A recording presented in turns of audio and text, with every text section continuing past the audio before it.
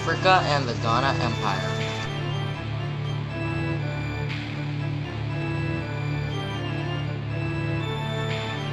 By Lance David, number 7.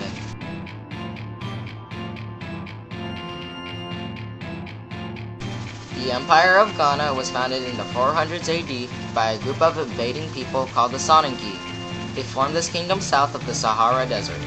This kingdom was well placed because many gold deposits were found south of the empire, and rivers ran across the empire which produced fertile farmland and key transportation. In Africa, there are different zones that produce different resources. These zones are called vegetation zones. The Ghana Empire has access to rich deposits of salt in the desert, fertile farmland for crops, and grassy areas for cattle. To gain these resources, the citizens of Ghana would mine salt and grow food to trade for gold in the West African forest. The citizens of Ghana traded food, slaves, and salt. Other traders gave them dried fruits, crops, and gold in exchange. Trading a pound of gold would only get you a pound of salt because of how hard it is to excavate it. Some traders spoke different languages and cannot speak Ghana's language. The first king of Ghana, known as Ghana, saw this opportunity to solve the problem. To fix this problem, he made a trading system called silent bartering. Silent bartering is only used if two people cannot communicate to each other using the same language.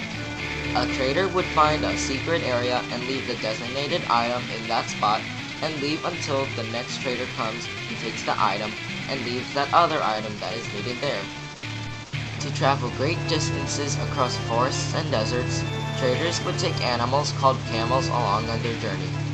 Camels started being used in trading in AD 300. This helped the economy of Ghana to grow larger.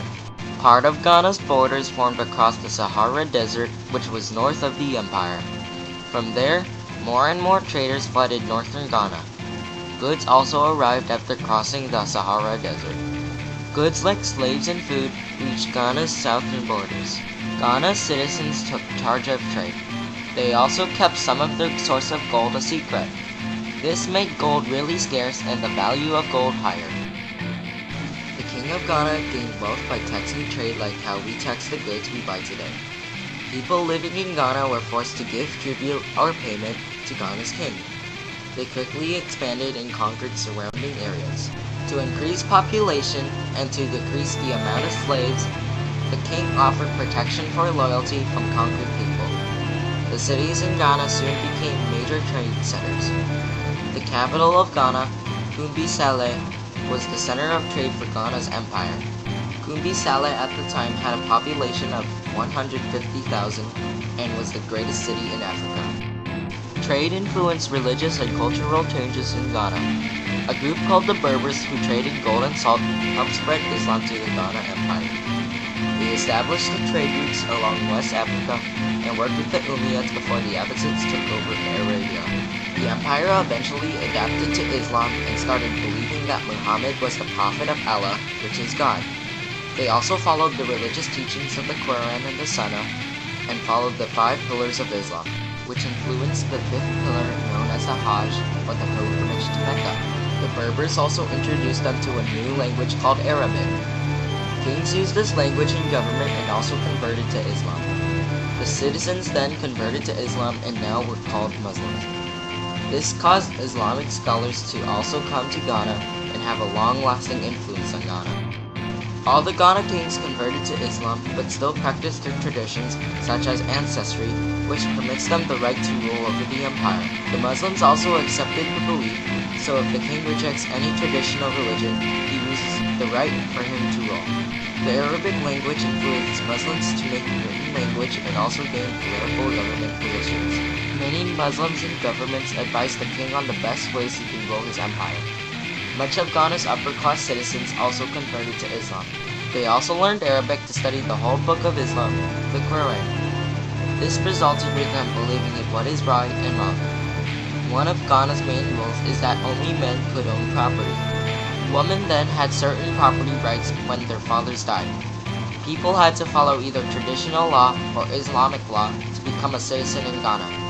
Islam, however, could not stop Ghana from falling. By the 11th century, Ghana fell to a Muslim group called the Almoravids. They were Muslim camel herders that envied the great and prosperous wealth of Ghana and wanted other Muslims to follow the Almoravid interpretation of Islam. With the determination of both goals, the Almoravids declared a war against Ghana. During war, the empire could not trade because of the Almoravids destroying trade routes and raiding trading posts. They also raided military outposts which destroyed most of Ghana's army. Finally, in 1076 BC, the Almoravids captured Ghana's capital, Kombi Saleh, and destroyed the fallen empire. In conclusion, Ghana made a big impact in African trade. They also influenced Islam around Africa and were passed on to different empires such as the Mali Empire.